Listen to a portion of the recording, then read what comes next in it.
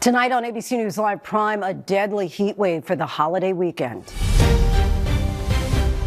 180 million Americans on alert for life-threatening heat. The heat index in the triple digits from Texas into the Northeast. 111 degrees in Washington, 110 in New York City. I'm Matt Rivers. As 2/3 of the country is trapped under this oppressive heat dome, emergency rooms across the country are reporting a surge in heat-related illness. One day after millions watched their climb to the top of the Empire State Building, this daredevil couple is now back on the ground facing federal charges. Sources tell ABC News how they bypassed security, went through a security hatch on the 102nd floor, and made the climb before they were noticed.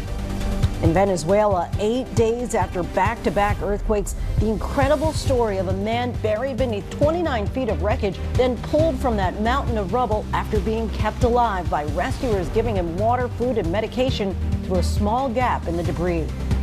The celebrations for America's 250th anniversary are about to begin, and security at large-scale venues across the country is at unprecedented levels. In tonight's Prime Focus, our Pierre Thomas goes up in the air for an exclusive behind-the-scenes look at the layers of security in place. Coming up on Prime, protecting the skies with the U.S. Coast Guard on Independence Day. And all signs say the countdown has begun. Is tomorrow the day Taylor Swift and Travis Kelce say I do. From ABC News World Headquarters in New York, this is Prime with Lindsay Davis. Good evening, everyone. I'm Lindsay Davis. Thank you so much for streaming with us. We begin with no surprise here, the sweltering and dangerous heat wave impacting more than half of the country. Millions of people across more than a dozen states are under extreme heat alerts. From the Gulf Coast to the Northeast, heat indexes dropped 110 degrees. New York City experienced its first 100-degree day in 14 years. With this intense heat, emergency rooms have seen an uptick in patients, and power grids nationwide are being put to the test. In parts of New York, emergency power shutoffs had to be performed.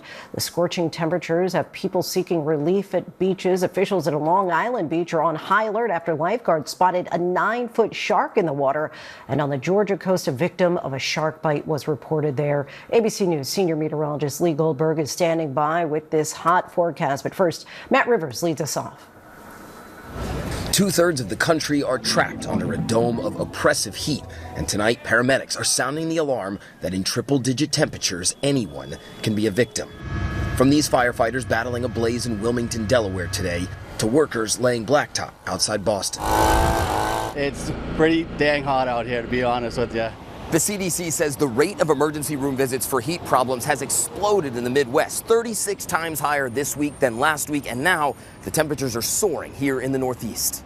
New York City's real temperature hitting 100 degrees today for the first time since 2012, 106 with the heat index. Northwell Greenwich Village Hospital paramedic David Frazier says he's seen about a 30% uptick in heat emergency calls already. People who are used to working outside, maybe in 80-degree weather, but not 100, and so they think, hey, I can tough it out, and then unfortunately they can't. At a St. Paul Saints game this week, a boy on the field collapsing during the national anthem. Outfielder Walker Jenkins carrying him in his arms to the dugout. Thankfully, he's okay. The heat also straining the power grid. Outages reported in the Bronx. New York City's Con Edison reducing voltage in some areas. In Washington, D.C., where the heat index topped 111 today, officials are debating whether to hold the Capitol 4th concert tomorrow. Today, they said it was too unsafe for the public to watch the rehearsal. Families flocking to beaches.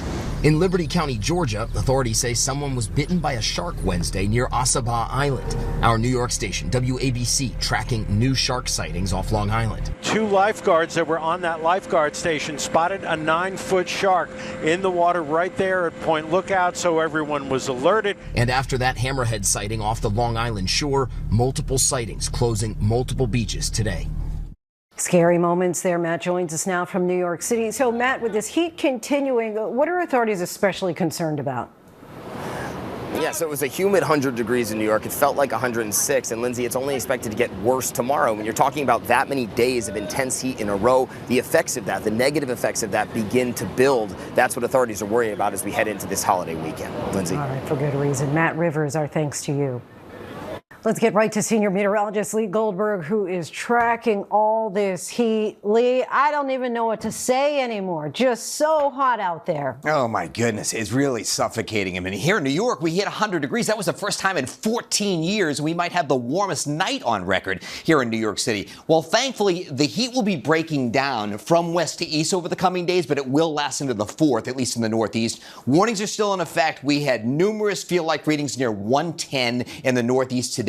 And even as we go into the weekend, you're looking at the feel-like readings above 100, even 105 in D.C. and Philly and into New York. I think the peak afternoon heat indices will go into the first part of the weekend, and we'll get some real relief by the time we get to Sunday. The only problem now is that the storms that are fueling this heat and breaking down the heat dome will be working through parts of the plains and into the Ohio Valley and lower Great Lakes. And Friday and Saturday, you're looking at threats in the Northeast, and that's in New York on Saturday, too. That could have an impact on some of the fireworks displays. Lindsay? So rough and tumble weekend potentially ahead. All right, Lee Goldberg for us. Thanks so much. Today, the DOJ charged a former American Olympian with damaging Washington's reflecting pool. President Trump spent $16 million of taxpayer money to renovate the pool, then blamed vandals when algae turned the water green and the new coat of blue paint began to peel. Here's Mary Bruce. Tonight, the Justice Department bringing felony charges against former American Olympian David Hearn, accusing him of damaging the reflecting pool 2 weeks after he was arrested on the National Mall. President Trump spent $16 million in taxpayer money to refurbish the pool, but just 1 week later, it turned green with algae, parts of its freshly painted bottom rising to the surface. Trump blamed vandals, not his hand-picked contractors. They put a big gash, 350 feet long. Think of that, 350-foot gash. Today, U.S. Attorney Jeanine Pirro accusing Hearn of damaging approximately 2 square feet. The National Park Service employees observed Hearn actually forcefully and violently pulling up and removing the bottom liner with both hands. President Trump claims the alleged vandals used box cutters. They came in with box cutters and they cut it up. Today, reporters asking what Hearn allegedly used. Did he have any tools, or was it just his bare hands? Right now, we believe it's his bare hands, both hands. So does that indicate in your belief that it was probably damaged before, or do you believe that he... Oh, he damaged it. Further, but do you believe it had already been damaged before? He damaged the pool. Hearn told ABC News he was biking near the pool when he saw a piece of loose paint in the water and reached out and touched the end. He insists he's no vandal, just a curious, concerned citizen. Certainly a big difference between the two. Mary Bruce joins us now from the White House. So, Mary, what are David Hearn's attorneys saying tonight? Well, Lindsay, tonight in a statement, Hearn's attorneys say that he is innocent. They insist that he is innocent. And they say, quote, these charges are outrageous and should be alarming to every American, adding, quote, this indictment reflects the administration's effort to shift blame for their own failures. Lindsay. Mary Bruce for us. Thanks so much, Mary.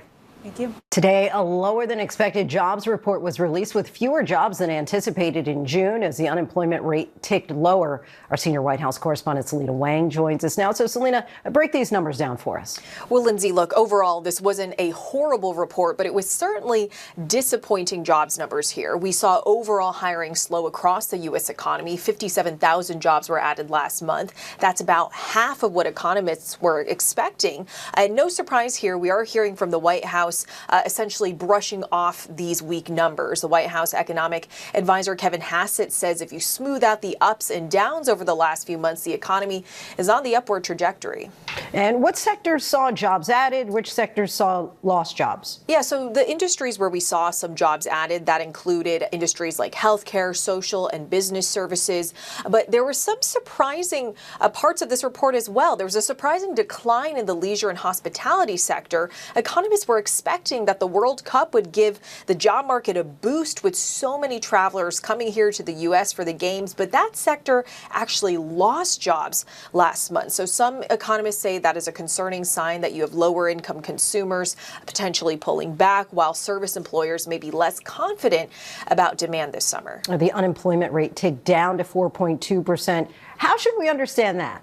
So you would think that would be a good thing, but in this case, it's more complex. The unemployment rate went down as more people left the labor force. The share of the working age population that's either working or looking for work, that fell to the lowest in 5 years. And economists say it's a bad combination when you have fewer people in the job market as well as fewer people getting jobs. The data also showing, Lindsay, that wage gains just simply have not been keeping up with rising prices, something that consumers have been struggling now for quite a while. It has been some time. All right, Selena Wang for us. Thanks so much as always.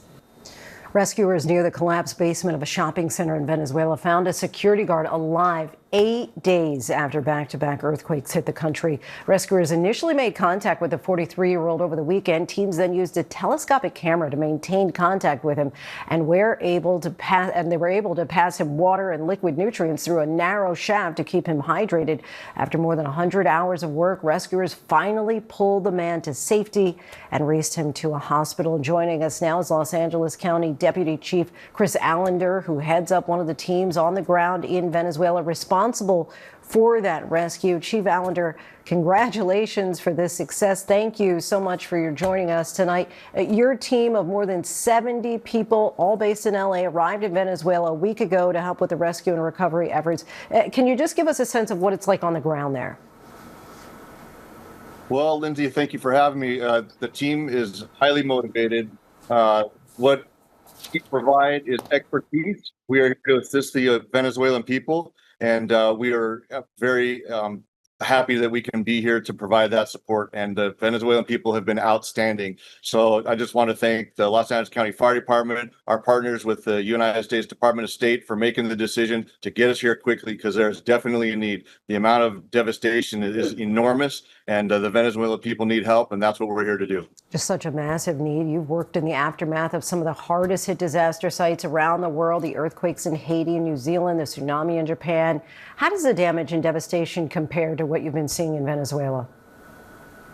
Sure. So every disaster that I've been on internationally is a little bit different, and they're all unique in their own ways. I was out yesterday for the first time to support my rescue team, because my job as a plans team manager is to work with my technical information specialists to feed information, feed mapping, feed planning to the rescue. So it's more of a support role. But I did have the opportunity to get out yesterday, and this is a beautiful coastal town community, and what I noticed and what I equated, if Honolulu had a large earthquake and all the residential high rises toppled over, that's kind of what my thoughts were, and what I kind of related it to, because everything is just utter devastation. I've never been in a situation where all of the high-rise buildings completely toppled, and all of the community, all the Venezuelans, all the rescue teams from around the world were all working hand in hand. And when I got to the site where my rescuers were working, I couldn't have been prouder, because they were side by side with the Venezuelans, passing tools. We were there to assist, to share our expertise, share our tools, and it was just a great collaborative effort, and it made me very proud as one of the managers. Yeah, nice to hear about that unity there. And I want to turn back to the miraculous news that rescuers discovered this man alive last Sunday, worked to keep him alive while they were working to dig him out at the same time. Just tell us about that. Yeah, sure. So we were very excited. It was a positive outcome. We got the victim out early this morning in partnership with some of the other international teams. So it started out a day or so after the earthquake. The victim was initially discovered by the Costa Rica Cruz Rojas. That team was a light team, and they immediately knew that they were going to need assistance. They reached out to a heavy international classified team from Chile. The international classified USAR teams through the United Nations all coordinate and train together. So the Chileans quickly, because of our relationships, reached out to us to come and assist. They knew that this was a complex problem. This was a 3-story residential apartment building over a subterranean garage, and our victim was trapped in a guard tower 2 stories below grade, and there was a neighboring high-rise building that was leaning into the building that we were working on. So it was a very complex problem. All of the international heavy teams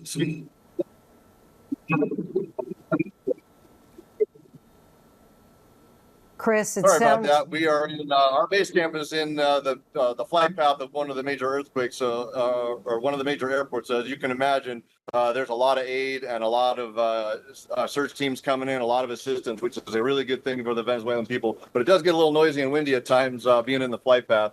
I'm sure. So, yeah. So with the rescue, it was just a big collaborative effort. Our Chilean partners that we train with reached out to us. All of our building because it was such a complex problem, all of our building engineers got together. We started working the problem. They created a safety plan to keep the victims safe and the rescuers safe. It took 5 days and a lot of effort. We had to, as a manager, we had to look out for our own team's safety and pull our rescuer. They were so motivated that they didn't want to come off, but we had a rotation schedule. We worked side by side with Chile and our Florida partners that are here. As a heavy team as well. So it was a big collaborative effort, and luckily it was a positive outcome, and the spirits and the morale in our camp from our rescuers couldn't be higher. Well, continued success, stay safe, and thank you so much for the work that you're doing. Chris Allender, thank you so much, Chief. Appreciate it. We turn now to the war in Ukraine. Last night, Ukrainian officials say a barrage of more than 70 Russian ballistic missiles and 500 drones pummeled Kyiv in a massive Russian attack that left at least 25 people dead and more than 100 injured. The war in Ukraine is in its 5th year. And to break down where we stand today is former ambassador to Ukraine, Bill Taylor, who served under President George Bush and Barack Obama. Thank you so much, Ambassador Taylor, for joining us. We know that Vladimir Putin has recently admitted that the economic situation inside Russia has suffered with fuel shortages. Could this be a reason for Russia's more intense recent strikes?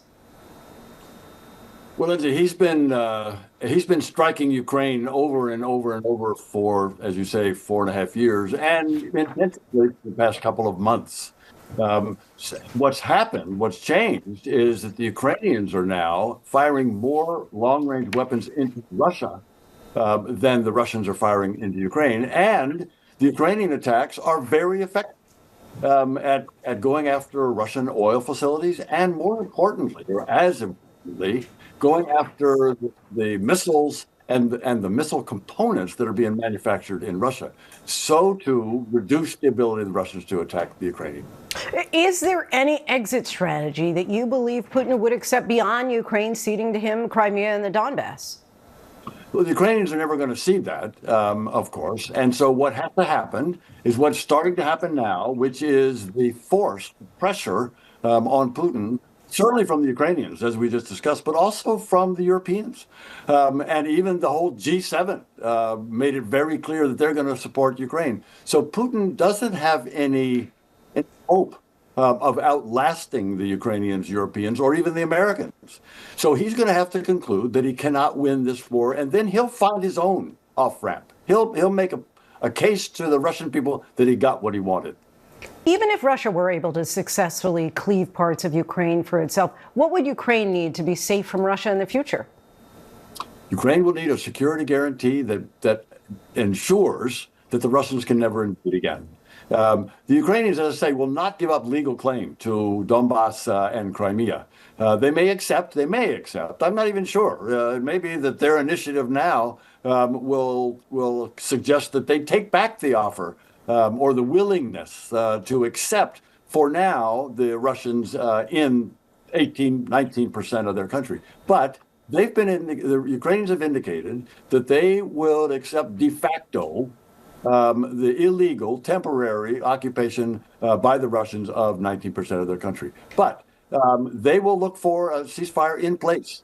None of this business that the Russians are asking for, that Putin's asking for, to give up territory that the Russians have not been able to take from the Ukrainians. So I think the exit strategy, the end game, is Putin coming to the conclusion that he cannot win. Just give us a reality check here on Ukraine. Does the country have the defensive power, manpower, weaponry to keep fighting, or will they become more desperate and depleted? Who's becoming desperate is Putin, and we see that in these attacks. The Ukrainians actually have, it's an 8-to-1 ratio, Lindsay, 8-to-1 ratio, Russians killed to Ukrainians killed. The problem on manpower is really on the Russian side. The Ukrainians have substituted drones to a large extent to deal with their manpower problem, and the Russians are behind on that. And they are losing 8 soldiers for every 1 Ukrainian. So the Russians are the ones with the desperate problems. Ambassador Bill Taylor, always great to talk with you. Thank you so much for your time. Thank you, Lindsay. We have new details about the couple behind yesterday's daredevil stunt at the Empire State Building. Millions watched as they unfurled a banner and then staged a marriage proposal. Now sources are telling ABC News how the couple got past security. Our chief investigative correspondent Aaron Katursky has those details.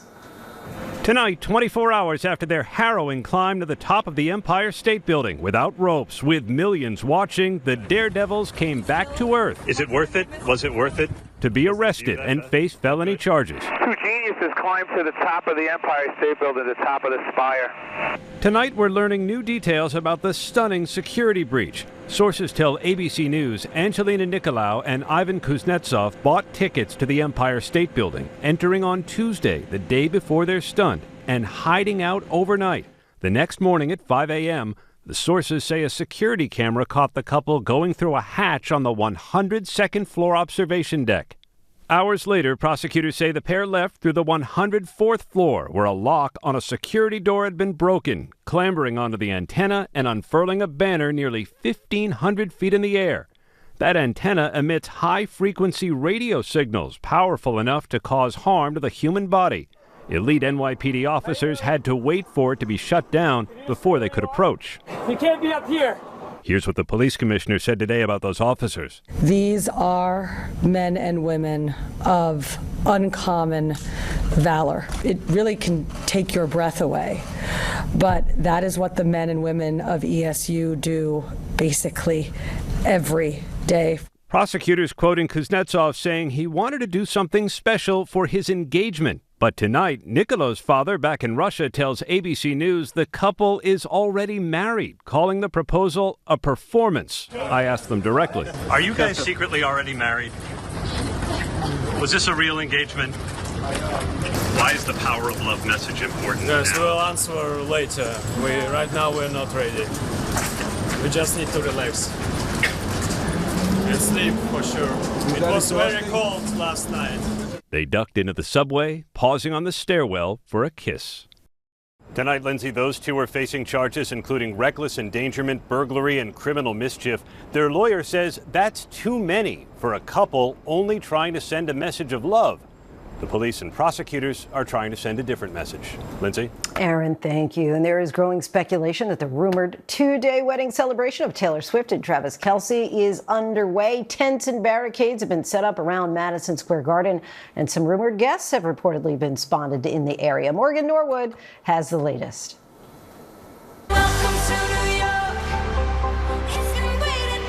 After days of secrecy, tonight the 2-day wedding celebration for Taylor Swift and Travis Kelce kicking off at Madison Square Garden, starting with a rehearsal dinner for 100 guests.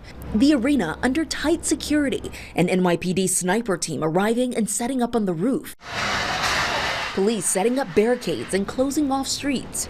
Crews rolling in equipment to put the finishing touches, reportedly transforming Madison Square Garden into a fairy tale set.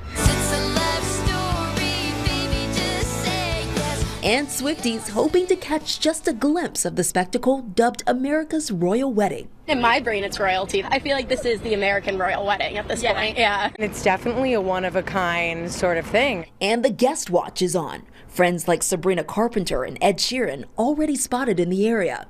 Tomorrow, an even bigger celebration with more than 1,000 guests partying from about 4 p.m. till 4 a.m. Saturday. And Lindsay, on the ground here, security is tight. We saw that sniper team setting up on the roof, and the NYPD commissioner confirming an event here at the Garden. But tomorrow is where we expect that security perimeter to expand even more with additional street closures. Lindsay? So much anticipation there. Morgan Norwood, our thanks to you. Coming up, we get an in-depth look at the extensive security preparations underway for Independence Day celebrations. Plus, a record number of Americans are expected to travel for this holiday. We'll tell you how they'll get to their destinations by the numbers. And our Jay O'Brien visits Monticello, the famed home of Thomas Jefferson, and explores the contradictions that the third president embodied.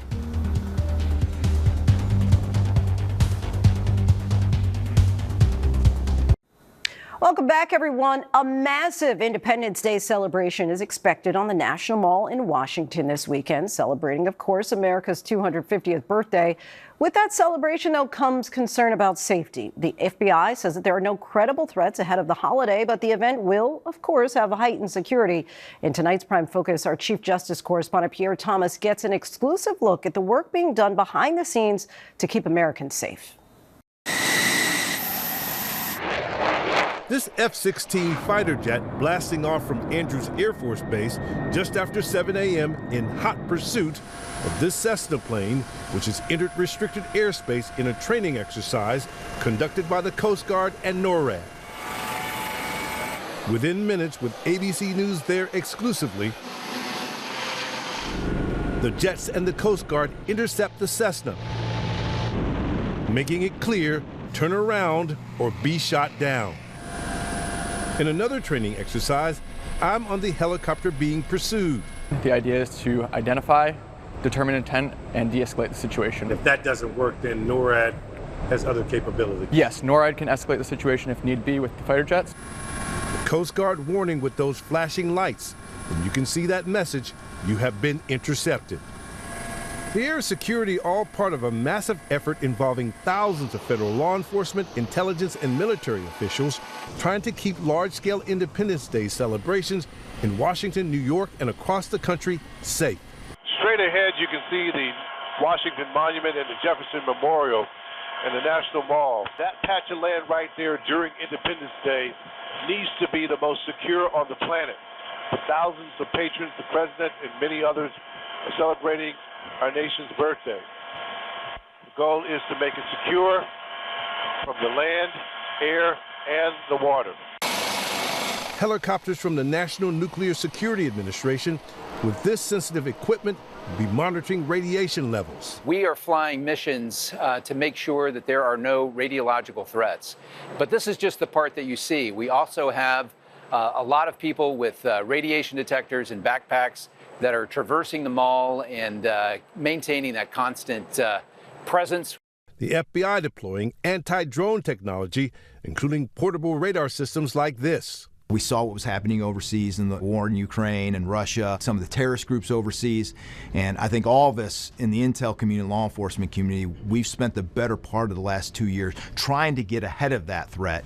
During the FIFA games, the FBI and other authorities have recovered more than 500 drones. Thankfully, none of them armed. This is the FBI. You have violated a no-fly zone. And for the first time ever, a 3-mile swath of the Potomac River shut down to private boats all day due to security and an expected massive fireworks display being blasted from these huge barges. We've surged over 1,000 additional people, in addition to our regular Coast Guard forces, 79 boats to 13 cities to make sure we are prepared for any contingency. All because of the most challenging threat environment since 9/11, with the ongoing terror threat, a rise in political violence, and continuing fears about so-called lone wolves. We've got FIFA, we have America 250, not only here in D.C., but across the country. And I will tell you from the FBI's perspective, this next 2 or 3 weeks is an all hands on deck.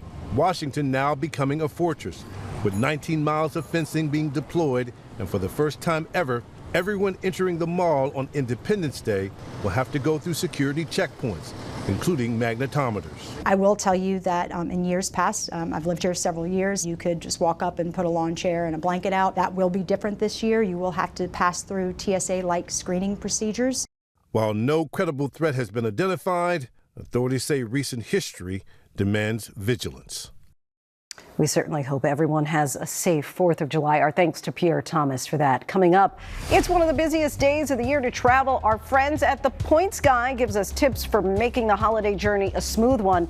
Plus, Princess Kate makes a surprising courtside appearance at Wimbledon when we come back. Welcome back to Prime. Here's a look at the stories making headlines right now. A scorching heat wave is causing emergency room visits to spike across the country. The CDC says heat-related visits in the Midwest have increased 36% this week compared to last. New York's real temperature hit 100 degrees for the first time since 2012. And tonight, D.C. officials have banned the public from the Capitol 4th concert rehearsal due to the heat. A dispute apparently over a parking space outside of a Florida Walmart turned deadly. An eyewitness told ABC News two drivers, a man and a woman, started yelling at each other. The man then parked his car, partially blocking a spot. When he later returned to the area, the woman that he argued with earlier allegedly warned him repeatedly she would shoot if he kept walking toward her. Police say she then shot the man, a 62-year-old Army veteran who later died. The woman is no longer in police custody, but the shooting is still under investigation, and prosecutors will decide whether or not they will file the charges. We're learning now paramedics had to race last month to the home of Senator Mitch McConnell in Kentucky. A man there, according to dispatch audio, was unconscious and suffering from cardiac arrest. McConnell, who is 84 years old, was hospitalized June 14th and has not been seen in public since. His team has not confirmed if the call involved the senator or what the reason was for his hospitalization. Today is day 4 of Wimbledon. Princess Kate of Wales met tennis fans who lined up at the tournament's famous queue before attending a second-round match between British player Arthur Ferry and Finland's Otto Virtanen. Ferry won the match, defeating the Finnish qualifier in 4 sets. The first week of matches will continue tomorrow at the All England Club in London. Coming up, the state doing away with sell-by labels on groceries. We'll tell you why and look at how it could reduce food waste. And it's the busiest day for flying this 4th of July weekend, but is it too late for those last-minute summer plans? We ask the Points Guy next. Welcome back, everyone. Millions of Americans have already started traveling for the 4th of July holiday or preparing to do so as we speak. Today was actually projected to be the busiest day for flying within the holiday travel period, which AAA considers to be June 27th through July 5th. We'll speak with Clint Henderson from the Points Guy shortly about how to take advantage of those last-minute plans. But first, we look at 4th of July travel by the numbers. AAA said that 72.2 million Americans were expected to travel at least 50 miles from home the holiday period.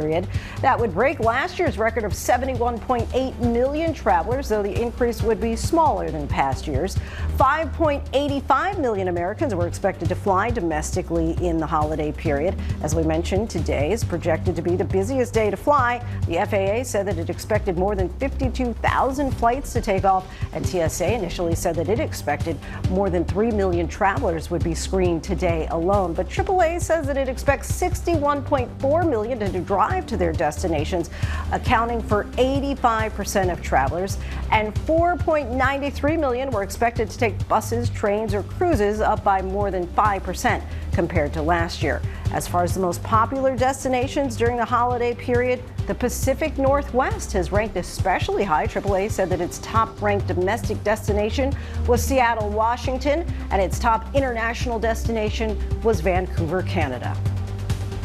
We're joined now by Clint Henderson, managing editor for the Points Guy. Thank you so much, Clint, for joining us. AAA's travel forecast indicated most travelers plan to drive even with higher gas prices, and a growing number were looking at buses, trains, and cruises. What would explain those trends? So it's really interesting. We're seeing more folks look for ways to save. They're not traveling. So we just did a survey with YouGov, found 63% of families continue to plan to travel this summer. But they're cutting back in different ways. So they're maybe reducing the number of days they're traveling, going to alternate destinations, and then looking for places a little bit closer to home. So we are seeing a huge surge in people driving. National parks are big this summer, and I think that's in part because of America 250, as well as people just wanting to travel. And we're just 2 days away, of course, from the 4th of July. For those who've waited until the absolute last minute to make plans, what's still an option right now? So I have very good news for you. We are actually seeing prices come down later this summer, but there is some last minute deals, partly because the demand for World Cup hotels and flights has been a little bit less than expected. So there are some last minute deals. We're seeing not only cash deals, but also points and miles deals. So it's not too late if you haven't booked your trips yet. And for those who are getting ready to drive now, when should they plan to hit the road going to and coming back from their destination?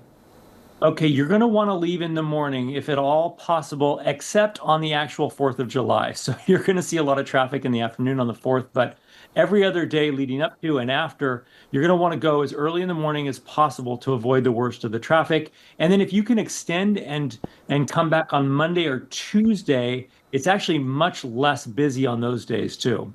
And looking ahead to the rest of summer for anyone wanting to book some travel now, what should they do to make things as smooth as possible?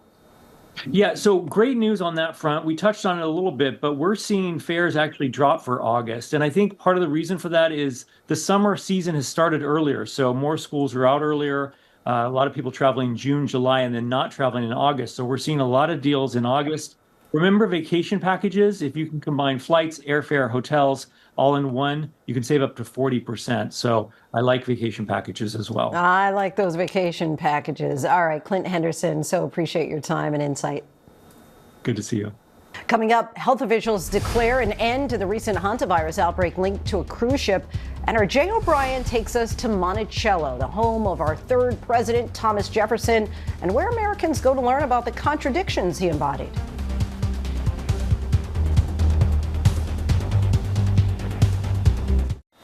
The state banning sell-by labels on food. The NBA Summer League is testing new rules that could change the game. And a Purple Heart 81 years in the making. These stories and more in tonight's rundown.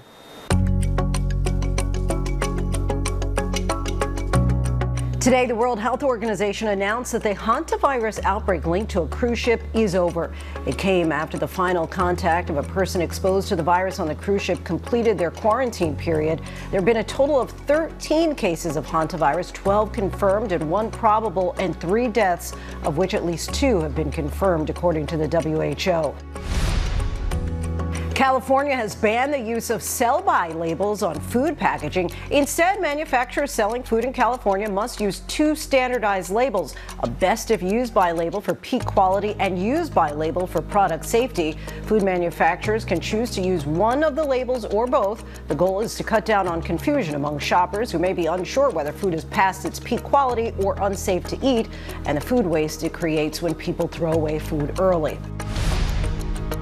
The NBA will test a new free throw rule and a basketball with an embedded sensor this month's summer leagues. The 1 free throw rule will award 1 free throw for any foul that would typically result in 1, 2, or 3 free throws under standard NBA rules. That free throw will be worth the same total number of points and the attempted shot that resulted in a foul.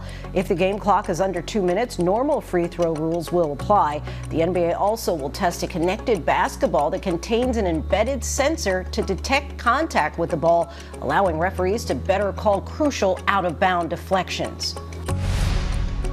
May 17th will officially be known as Bruce Lee Day in California, the first Chinese American to be honored with their own day in the state's history. Lee spent his childhood in Hong Kong but was born in San Francisco and returned to the Bay Area on May 17th in 1959. Lee was trained in martial arts and found success in Hollywood during the 60s for his role in the Green Hornet as Kato. He remained a star in the U.S. and overseas, starring in The Big Boss and Fist of Fury. He passed away in 1973 at just 32 years old. Fire crews in Ohio were called to the scene of a spicy spill after a truck driver reported their trailer was leaking something. After pulling over at a truck stop nearby, officials realized the leak was from the 40,000 pounds of hot sauce inside the truck.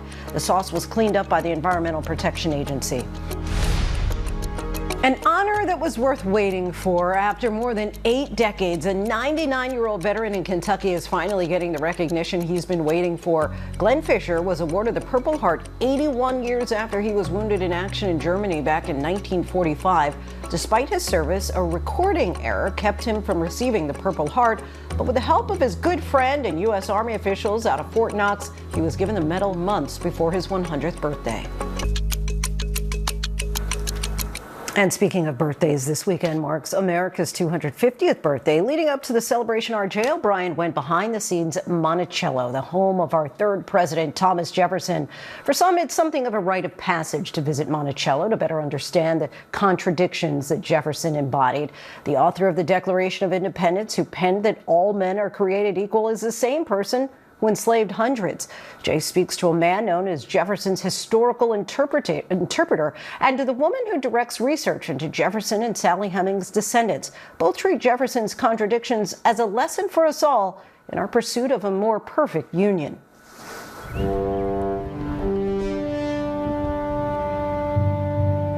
The sunrise, the birds, the flowers of Monticello haven't changed much since Thomas Jefferson walked these grounds.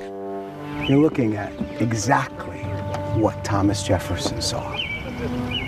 And 250 years on, neither have many of the questions our country faces about liberty, rights, and what it means to live our values. Hello! Don't just take my word for it. Ask the man himself. Mr. President! It's my delight. Nice to greet you here. Nice to meet you. At El Monticello. Yes! Not the real thing, of course. Would you mind taking us inside, showing us around? Certainly, absolutely. But as close as you can get these days. Entree? Thank you very much. Bill Barker, officially known as a historical interpreter who's committed more than 30 years of his life to making Jefferson's vision for America, as well as his contradictions, come alive. Look at that! As he took us around, we couldn't help but wonder how this country's third president, La salle de manger, the dining room here. The man who, in the Declaration of Independence, instilled in us all men are created equal, could at the same time enslave hundreds of men and women right here at Monticello. How did you personally feel about slavery? It is if we hold a wolf by the ear, which we can ne'er let go, let alone hold on to. We have self-preservation in the one hand and freedom in the other. He's quoting a real letter from Jefferson, wrestling with the idea that the United States and Jefferson himself had built and benefited from an institution they knew was wrong. Jefferson's declaration aspires to something even he didn't do personally. But at the same time, it served as a blueprint for every push for social change in our nation's history. You said that these are inalienable rights, but it takes courage to express them. Of course it does. And maybe that's the reason why, with every successive generation from time immemorial, I would like to say we have shown great courage. Jefferson is around every corner at Monticello. His legacy. This is from the Lewis and Clark expedition? Indeed it is. Gadgets and books, all original. But Monticello doesn't shy away from a darker side of Jefferson's history, directing visitors to recreated slave cabins and an exhibit on Sally Hemings, the enslaved woman with whom Jefferson is believed to have fathered at least 6 children. Bringing some of that history to life is the job of 29-year-old Ariana Woods, the leader of Monticello's Getting Word initiative, tasked with poring over centuries-old records and tracking down the descendants of men and women enslaved here. This is like an investigation. Yes, it is. My friend calls me a private investigator, but it's not in this century. For history. Yes, for the 18th century and 19th century. Ariana pulled out this VHS tape with an oral history from Shea Banks Young, a 7th-generation descendant of Thomas Jefferson and Sally Hemings, interviewed by Getting Word in 1996. Look at us today, generations later, still calling out her name. They cannot erase Sally Hemings. Sally Hemings will never be gone. I think if I had to say like a few themes, there's strong kind of living out the ideas of the Declaration. What an interesting contradiction in that they're living out the ideas of the Declaration, but their roots are their ancestors who were enslaved here by the man who wrote it. Yep. I often think about if Jefferson was thinking about these ideas of liberty and freedom, but his life is created by and surrounded by unfreedom. You know that those people's existence and their lived experiences had to inform those concepts in some way or another. So. And reverberate to this day. Absolutely. Monticello challenges you to look at our country's whole history, highs and lows, warts and all. That's what Jefferson would have wanted, says CEO and renowned historian Jane Kamensky. He's the person who says, follow the truth wherever it may lead. What would you say to someone who says, there is nothing I can learn from Thomas Jefferson or any of these other founding fathers who did things that today would be considered so beyond the pale, unspeakable, like slavery? If we're looking for an exemplar who lived every article of their faith, we're not going to find civic exemplars that can help move us forward. I want us, to look squarely at his contradictions, but also at our own, and think about the ways that we all live in tension. We all live in failure to embody our highest ideals. And how we could do better. How can we do better? Jefferson thinks this about the contradiction of enslavement through his life. History is human, and so was Jefferson. But his words are immortal, values Jefferson didn't personally live up to, but helped etch into the very foundation of America itself.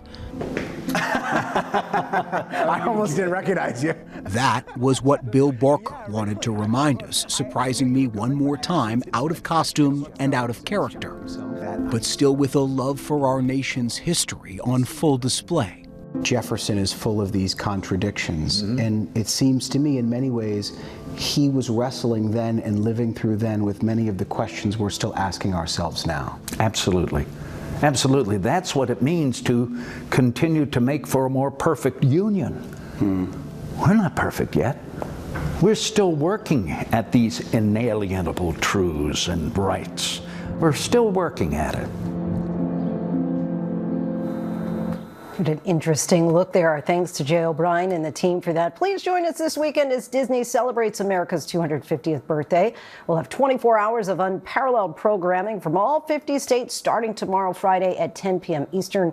Lara Spencer, Sam Champion and I will kick off with the Party Across America live from New Orleans at 11:30 p.m. You can watch it all on ABC News or on any of our streaming platforms, including Disney Plus and Hulu. And that is our show for this hour. I'm Lindsay Davis. Be sure to stay tuned to ABC News Live for more context and analysis of the day's top stories. Thank you so much for streaming with us. Good night.